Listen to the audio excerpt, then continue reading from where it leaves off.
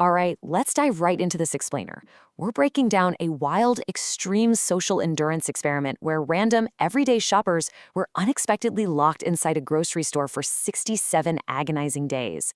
We're going to look at how a seemingly simple game of endurance rapidly transformed into a deep psychological study of tribalism, sabotage, and ultimately human resilience. Now, at the very beginning, the premise was beautifully simple. The last person remaining inside the building walks away with $250,000 in cold, hard cash. Think about it. These weren't trained survivalists. They were just regular people who popped in to buy milk and were suddenly handed the opportunity of a lifetime. Anyone who didn't want to play, they could just leave immediately with free groceries. But for those who stayed, well, the clock began ticking on a massive physical and mental challenge. It really forces you to ask yourself, right?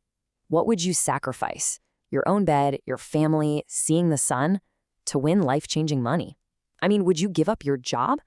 One contestant literally quit their job on the spot just to participate. But as that initial excitement wore off and those harsh fluorescent lights stayed on night after night, the gritty reality of living on grocery store shelves really began to set in. Section 1. Forming tribes and alliances, and the rapid shift to tribalism. So, the challenge rapidly evolved from what felt like a fun campout into a grueling, totally paranoid test of willpower. In the early days, spirits were super high. Contestants were building makeshift gyms to stay in shape, creating elaborate forts out of cardboard boxes, and they even hooked up a makeshift shower using a hose in the back room. But, that abundance of energy, it was pretty fleeting. Because as the first night fell, distinct factions claimed their territories. They started gathering supplies and literally barricading themselves in aisles to protect their sleep and their resources. You had Fort Freezy establishing a heavy security perimeter all the way back by the meat section. Over in the produce aisle, a group calling themselves the Innovators set up camp.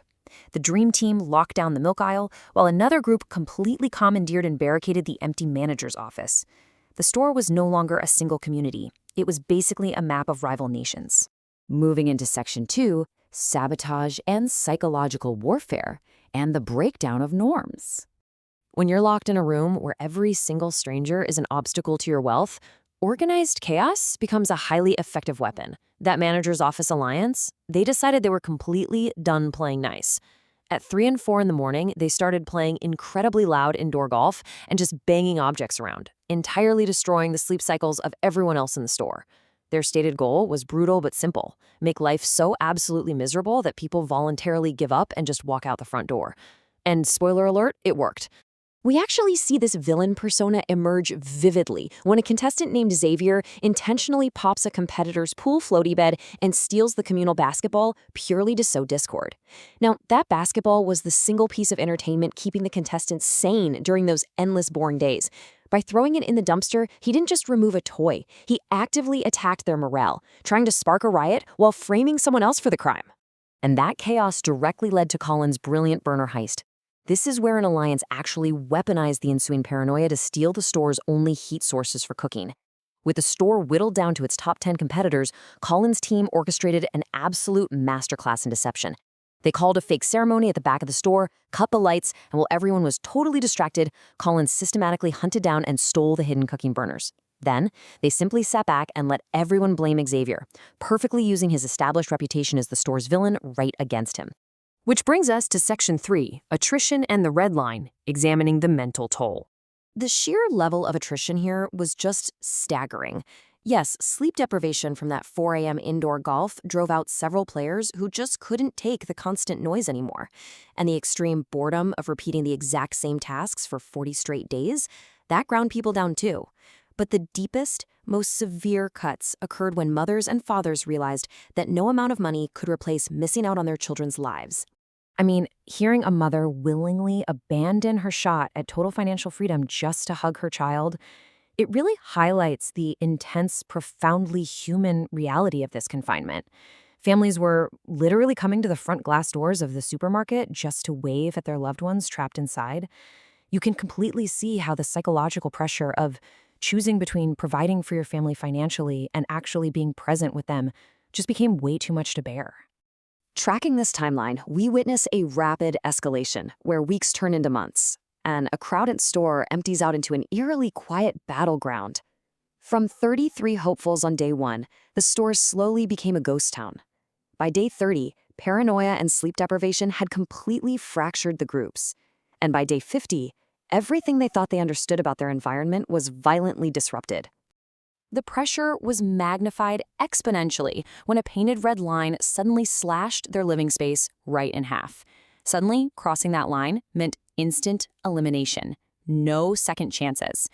This single boundary stripped away their access to the front windows and sunlight. It took away their makeshift shower and heavily restricted their food access. And the sheer cruelty of this mechanism was perfectly demonstrated when Colin, the mastermind behind the burner heist, accidentally brushed his hand against the red line in a careless moment, instantly ending his 50-plus day journey for $250,000. Just like that, he was gone. Section 4, the final 4, covering temptation and bribe. To thin the herd even further, escalating cash bribes were presented directly to the finalists, eventually leading one exhausted competitor to finally walk away with $35,000. Think about the psychology going on here for a second. You've been sleeping on metal shelves for almost 2 months, you haven't showered properly, you desperately miss your family, and someone waves a massive stack of guaranteed right-now cash in your face. Compare that to the mere possibility of winning the grand prize if you stay an unknown number of extra days. It was a perfectly timed temptation that finally broke the stalemate. Now for Section 5, the million-dollar twist and the ultimate paradigm shift. Because out of nowhere, the rules inverted entirely. It shifted from a paranoid, individual elimination game to a massive, million-dollar collaborative eating challenge. Under the old rules, remember, you hid cooking burners, you sabotaged beds, and stared down your enemies for $250,000. Now, the prize pool quadrupled to $1 million. But the catch was, it required the final 4 to become a unified team, allow the entire store to be completely restocked, and physically consume every single item on the shelves, together. And without even a second thought, the traumatized survivors voted unanimously to accept the new challenge. It proved that their shared struggle had ultimately forged an unbreakable bond. Despite knowing this new challenge could literally take a full year or more, their shared trauma and the prospect of a massive, life-altering payday completely transformed bitter rivals into brothers in arms. As we wrap up this explainer, I want to leave you with this final, thought-provoking question. After losing your sanity for months, watching your friends leave, and battling intense isolation, could you actually turn around, shake hands with your remaining rivals, and literally eat your way out of the very prison that broke you?